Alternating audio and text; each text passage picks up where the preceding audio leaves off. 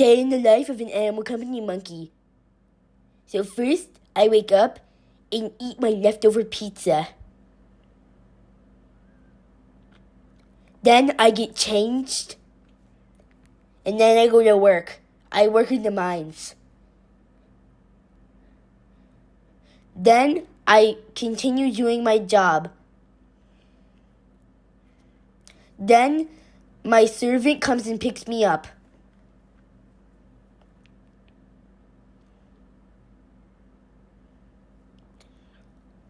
Then I eat my dinner. You might think this is not a lot, but monkeys don't need to eat that much. And then for dinner, my servant brings me a galaxy cracker.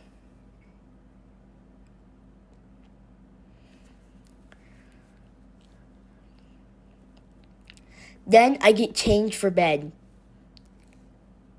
Then I brush my teeth. Then I go to sleep to restart the day.